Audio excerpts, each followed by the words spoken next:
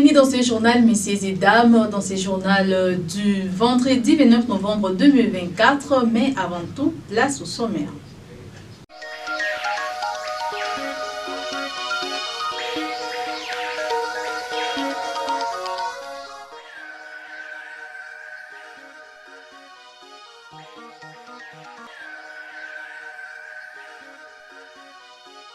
L'ouverture de l'année scolaire dans les différentes écoles conventionnées catholiques célébrée ce vendredi 29 novembre dans les paroisses Christ-Roi et Saint-Sacrement.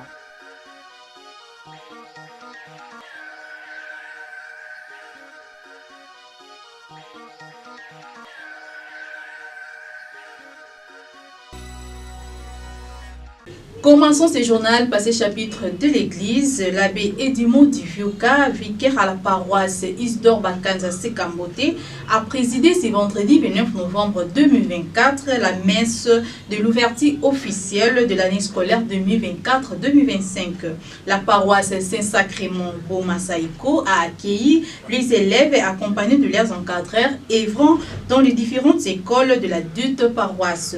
Reportage d'Arnold Soko rendu par Élisée Kébé. Les participants à cette activité religieuse sont les élèves ainsi que les enseignants œuvrant dans les différentes écoles de la paroisse Saint-Sacrement Boma-Saïko. Il s'agit notamment des complexes scolaires Sacré-Cœur et les complexes scolaires Mondavidi. C'est référent aux Saintes Écritures de la circonstance. L'abbé Edimo Divioka, vicaire à la paroisse Isidore Bakanza Sekambote, a invité les élèves d'être toujours conduits par le Saint-Esprit, car tous ceux qui sont conduits par l'Esprit Saint sont fils et filles de Dieu. En commençant par la première lecture, la lettre de Saint Paul, on nous rappelle que nous sommes des enfants de Dieu. Ceux qui se laissent conduire par l'Esprit de Dieu, ceux-là sont les fils de Dieu. Dans la paix, les hommes qui n'ont pas la peine, on avait écouté les bancs mais nous sommes dans Yake Salimina, dans Molo Yampévé, l'esprit que vous avez reçu ne fait pas de vous des esclaves, de gens qui ont encore peur, mais un esprit qui fait de vous des fils et des fils de Dieu. Voilà les lectures qui ont été prévues pour nous. On nous rappelle, vraiment, nous ne sommes pas de n'importe qui, mais nous sommes ici, nous sortons de quelque part. Chacun est né d'une famille, chacun a ses origines maternelles et paternelles. Mais n'oublions pas, Saint Paul qui nous rappelle que nous sommes des enfants de Dieu. Donc nous ne pouvons pas oublier notre origine. Toutes les étapes de la messe étaient respectées. À la fin de l'Eucharistie, Nicolas Mayemba, l'un des encadreurs du complexe scolaire Sacré-Cœur, s'est confié à la presse diocésaine. D'une messe à l'occasion de l'ouverture de l'année scolaire 2024-2025, qui a réuni plusieurs écoles du coin de la ville, puisqu'on le sait que l'éducation commence par la maison, elle est achevée par l'école, en passant par l'église bien sûr. Et donc, puisque dans les soucis d'éduquer les enfants, l'église catholique, depuis les temps anciens, a toujours voulu accompagner cette éducation des enfants, en apprenant aux enfants les valeurs religieuses, en dehors des valeurs qu'ils reçoivent à la maison, à l'école. Il est important qu'ils apprennent des valeurs religieuses. C'est ainsi que vous voyez beaucoup d'élèves dans cette église, Saint-Sacrement Saïko bien sûr, où beaucoup d'élèves sont réunis de différentes écoles, à savoir Sacré-Cœur, si je peux citer un peu, le complexe scolaire Sacré-Cœur, l'école des Serres qui est à Saïko, le complexe scolaire Mondavidi et d'autres écoles du coin de la ville.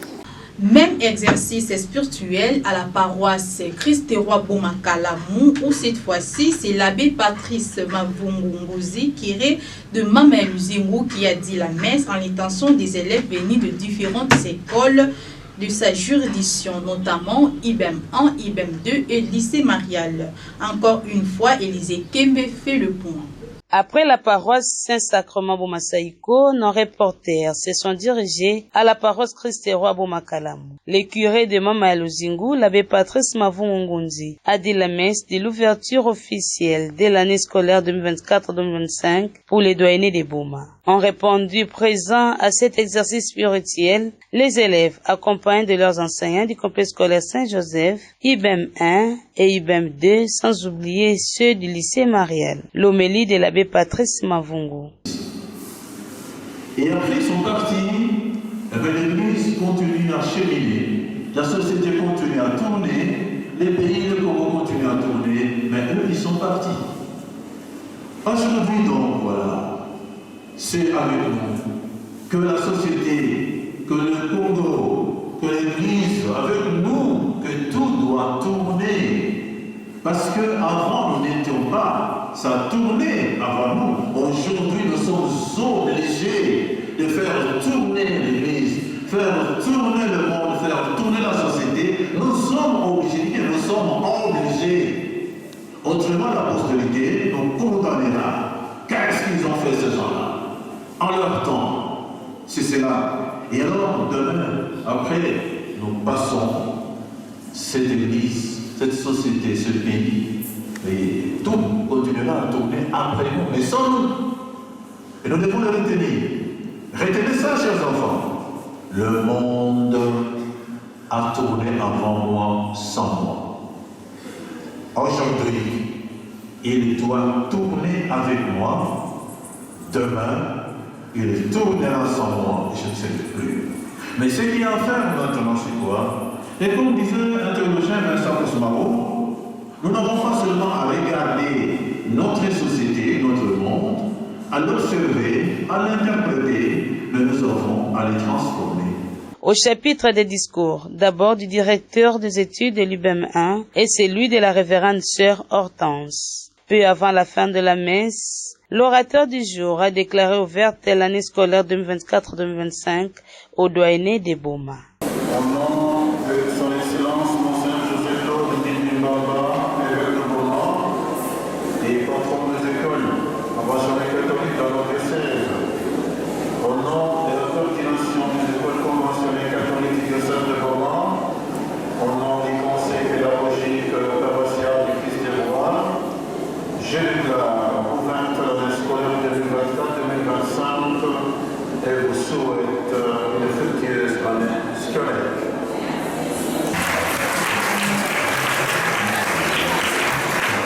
Toujours dans ces chapitres de l'Église et à la fin de la messe de l'ouverture officielle de l'année scolaire édition 2024-2025, nos reporters ont tendu le micro à Michel Kinkela, l'un des encadreurs du lycée Marial, qui a livré ses impressions au micro de la presse diocésaine. Suivez.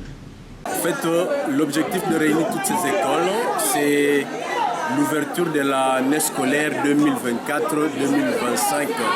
Certes que cette année venait de commencer avec beaucoup de turbulences. Il y a des écoles privées qui avaient déjà commencé depuis le 2 septembre et les écoles publiques nous avaient rejoints malgré la grève. Alors, l'objectif de la messe ou le message clé du délégué de son Excellence Monseigneur l'évêque était autour du Saint-Esprit. Quand vous voyez toutes les lectures, ou sinon, la première lecture est l'évangile, mais tout tourne autour du Saint-Esprit. C'est celui qui s'est fait conduire par l'Esprit Saint qui est appelé chrétien. Et il ne sera pas envoûté par le mauvais esprit.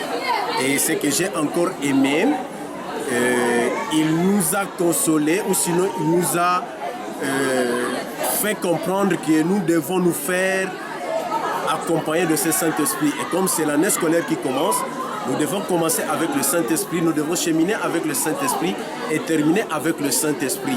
Le délégué de son Excellence, Monseigneur l'évêque, a aussi parlé de la famille. Et quand il a parlé de la famille, il a dit ceci, si je me rappelle bien, qu'il y a des fléaux qui sont en train de détruire la cellule de base ou la cellule fondamentale de la personne humaine. Et quand il faut entendre par cellule fondamentale de la personne humaine, nous voyons la famille. Et là, il a martelé en disant que nos écoles ne puissent pas oser véhiculer de messages de ce genre-là. Voilà un peu ce qui était le message clé du révérend M. l'abbé, délégué de son Excellence Monseigneur l'évêque. Autre chapitre, passation du pouvoir de l'intersyndicat Sineco à la FENECO et à la restitution du voyage de membres intersyndicats à Kinshasa, présidé par Dieudonné Poba vendredi 29 novembre 2024 à l'UTP Nzadi. Le détail avec Célia Kelly. Le président sortant de l'intersyndicale a présidé une réunion dans l'avant-midi du vendredi 29 novembre 2024 dans l'enceinte de l'école de l'ITP Nzadi en présence des délégués de base des établissements publics. Le but de cette rencontre était la restitution du voyage de membres intersyndicales à Kinshasa dernièrement et la remise et reprise du pouvoir entre les présidents sortants de l'intersyndicale Sineco, Dieudonné Poba, et du président entrant Jean Tchassa de la FENECO. Signalons en terminant qu'aucune grève ne sera encore initiée pour cette année scolaire 2024-2025 dans des établissements publics, a dit Dieudonné Poba de l'intersyndicat. La tournée que nous avons effectuée au niveau de la ville, province de Kinshasa, est bénéfique dans le sens où, nous avons compris que l'enseignant n'est plus cet enseignant misérable que nous connaissons maintenant, mais cet enseignant sera un enseignant pris en compte par le gouvernement à partir du budget 2025 qui va être d'application déjà au mois d'avril 2025. Et nous sommes heureux d'avoir vu les documents signés entre les ministres, donc un document interministériel qui met maintenant l'enseignant au même pied d'égalité que le fonctionnaire assis et qui va lui donner aussi beaucoup d'avantages. En plus de ça, nous sommes très contents parce que nous reconnaissons que le barème salarial de toute la fonction publique est revu. Et à ce point de vue, nous savons qu'il y aura un barème unique qui va concerner les fonctionnaires en général et les enseignants en particulier. La mise en retraite des enseignants sera honorable dans le sens où on a revu les montants qu'il faudrait allouer à l'enseignant qui sera mis en retraite. Et là, nous pensons que nous sommes très heureux aujourd'hui et nous disons clairement à tous ceux qui nous suivent qu'il n'y aura plus de grève pour cette année scolaire 2024-2025. Et ceux qui attendent qu'il y ait une grève au mois de décembre, je tiens à vous signifier que cette grève n'aura jamais lieu parce qu'une trêve dans le cadre syndical n'existe pas. La trêve, c'est un vocabulaire purement militaire et qui n'est pas un vocabulaire syndical. Donc, à ce sujet, les parents doivent plutôt payer les frais scolaires de leurs enfants avec toute quiétude parce qu'il n'y aura jamais de grève pour cette année scolaire 2024-2025.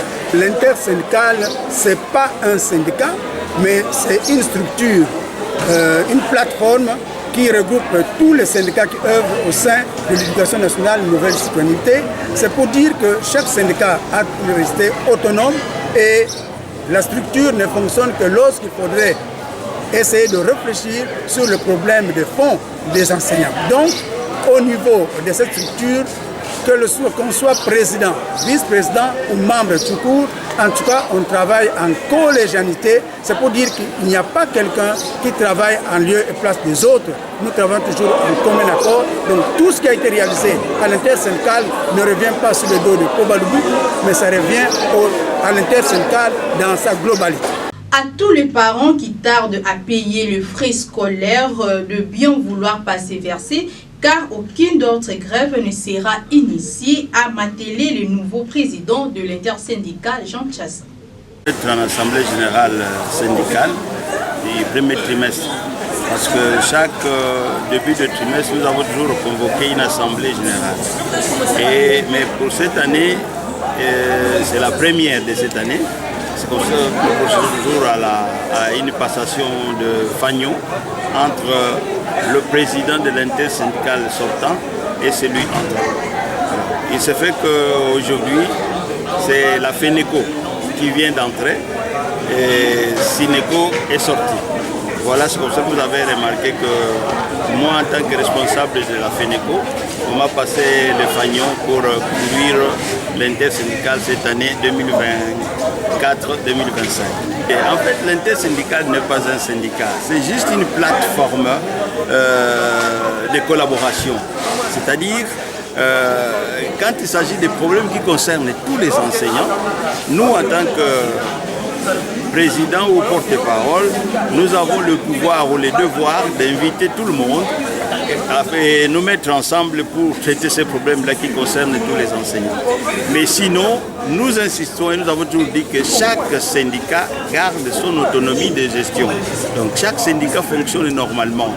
Mais quand il s'agit des problèmes qui concernent tout le monde, c'est à ce niveau-là que l'intersyndical intervient. Il faut quand même qu'il y ait un coordonnateur. Et le coordonnateur, c'est le président de l'intersyndical. Voilà un peu ce que je peux ajouter. Et pour cette année, nous avons appris que les parents d'élèves hésitent de payer les frais parce que ils pensent que nous étions en train d'attendre la fin du mois de décembre. C'est ce que nous avons suivi dans les réseaux sociaux. Non. En tout cas, nous sommes rentrés. La grève a été suspendue, c'est vrai. Mais ce n'est pas jusqu'au mois de décembre. Nous, le gouvernement a promis des réajustements jusqu'au mois d'avril 2025.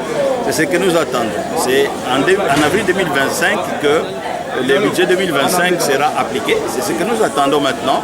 Et c'est seulement après avril 2025 que nous pourrons voir s'il faudrait relancer une activité ou pas. Mais maintenant, en tout cas, l'année a démarré.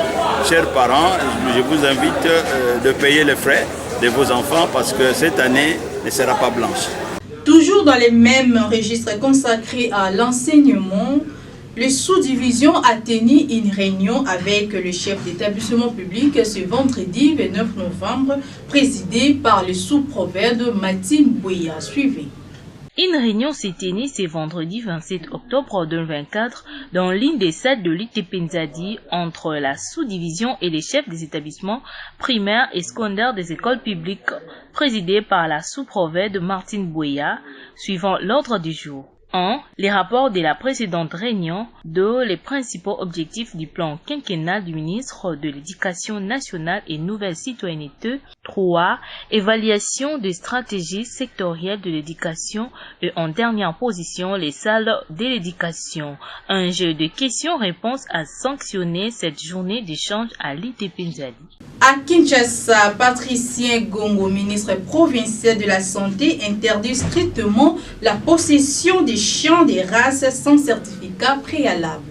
Il a également pointé du doigt l'absence de suivi de mesures précédentes. Cette fois, nous allons intensifier la sensibilisation pour garantir l'application stricte de la réglementation, a-t-il déclaré. Lundi dernier, 26 novembre 2024, aux heures de l'après-midi, une jeune fille de 12 ans a tragiquement perdu la vie après avoir été brutalement maudit par un chien de race pitbull dans les quartiers Bibwa 3, commune d'Ensélé à Kinshasa. La scène filmée et diffusée sur les réseaux sociaux a suscité une vive émotion et une réponse immédiate des autorités provinciales.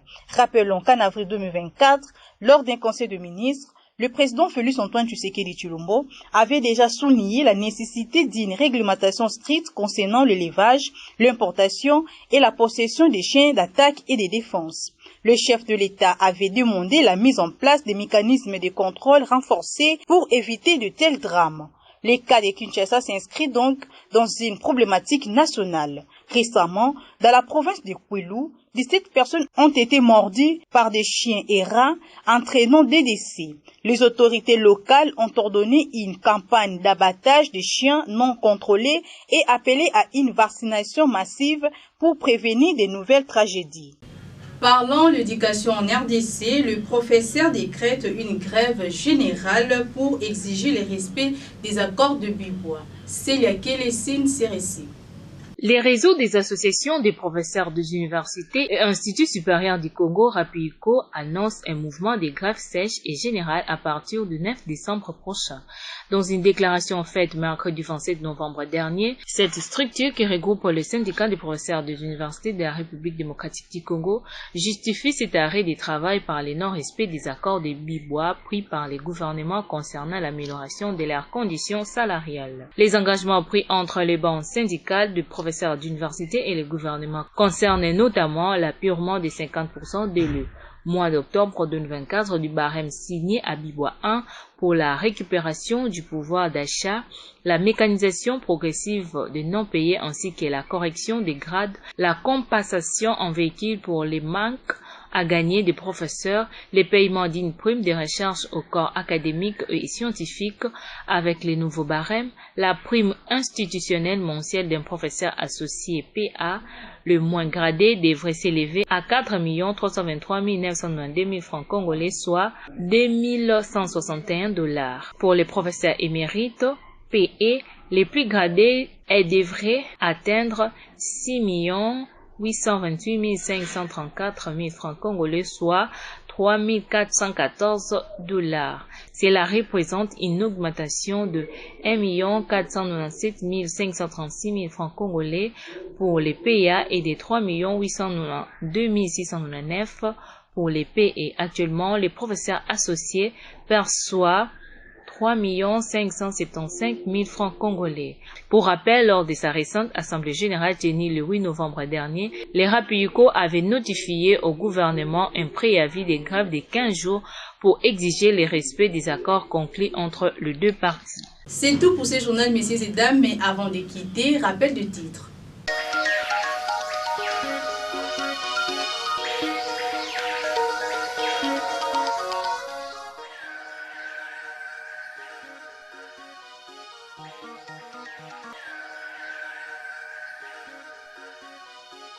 L'ouverture de l'année scolaire dans les différentes écoles conventionnées catholiques célébrée ce vendredi 29 novembre dans les paroisses Christ-Roi et Saint-Sacrement.